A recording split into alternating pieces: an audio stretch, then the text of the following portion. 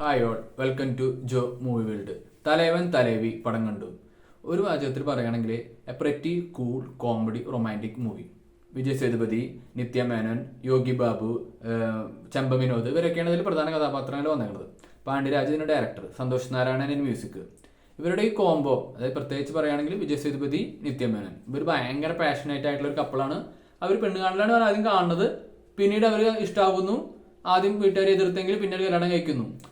ഇങ്ങനെ തുടങ്ങുന്നു.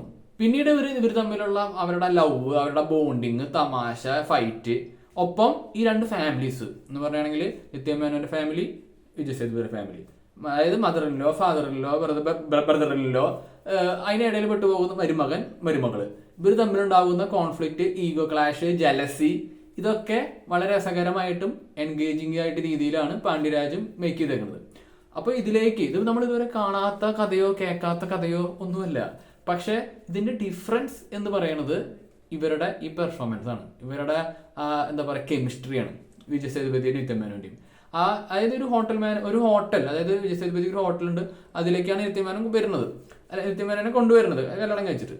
അപ്പോൾ ആ ഹോട്ടലിന്റെ ഒരു മാനേജ്മെന്റും ഇതും ഈ ഫാമിലിയും തമ്മിൽ കണക്ഷൻ ഉണ്ട്. കാരണം അവരൊരു ഫാമിലിയാണ് നടത്തുന്നത്. അപ്പോൾ ഇതിൽ തമ്മിലുണ്ടാകുന്ന കാര്യങ്ങളും വളരെ രസകരമായിട്ട് വരുന്നുണ്ട്. യോഗി ബാബു ഒക്കെ ഒരു കള്ളനായിട്ടാണ് അഭിനയിക്കുന്നത്. ആൾ കുഴപ്പമില്ല, ടിപ്പിക്കൽ ആണെങ്കിൽ കൂടി ഡീസന്റ്. നമ്മുടെ ചെമ്പ വിനോദും കുഴപ്പമില്ല, ഡീസന്റ് ആയിട്ട് ചെയ്തിട്ടുണ്ട്. മ്യൂസിക് ഡിപ്പാർട്ട്മെന്റ് പറയുകയാണെങ്കിൽ സന്തോഷ് നാരായണന്റെ ഗ്രേറ്റ് വർക്ക് ഒന്നും പറയാൻ പറ്റില്ലെങ്കിലും അത്യാവശ്യം ഒരു എന്താ പറയുക സൂത്തിങ്, നല്ലൊരു ഇതിനാവശ്യമുള്ള മ്യൂസിക് അത് തന്നിട്ടുണ്ട്. ഇതിൽ ആക്ഷൻസും ഉണ്ട്, അതും നീറ്റായിട്ട് എടുത്തിട്ടുണ്ട്. മൊത്തം പറയുകയാണെങ്കിൽ പടം കാണുമ്പോൾ 2.25 മണിക്കൂർ നൈസായിട്ട് ഒരു കൂളായിട്ട് ഇരുന്ന് കാണാം. എനിക്ക് അങ്ങനത്തെ ഒരു കൂൾ വൈബാണ് കിട്ടിയത്. അപ്പോൾ ഇപ്പൊ തിയേറ്ററിൽ പോകുമ്പോൾ നമുക്ക് റിലാക്സ് ചെയ്തിട്ട് ഫീൽ നമുക്ക് എല്ലാം മറന്നിട്ട് ഒരു 2.25 മണിക്കൂർ എന്നാ പിന്നെ ഈ പ്രശ്നങ്ങളും കാര്യങ്ങളൊക്കെ ഉണ്ട്, അതൊക്കെ അവർ മറികടന്ന ഒരു ഹാപ്പി എൻഡിങ് ആണ്.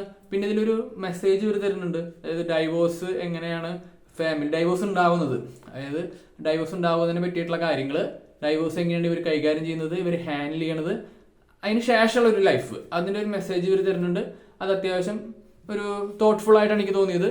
അപ്പോൾ overall decent pretty cool movie ആയിട്ടാണ് എനിക്ക് അനുഭവപ്പെട്ടത്. അപ്പോൾ നിങ്ങൾക്കും ഇങ്ങനെ തോന്നുകയാണെങ്കിൽ, നിങ്ങളെ എന്ത് അഭിപ്രായമാണെങ്കിലും നിങ്ങൾ എന്നെ കമന്റ് സെക്ഷനിൽ പങ്കുവയ്ക്കുക.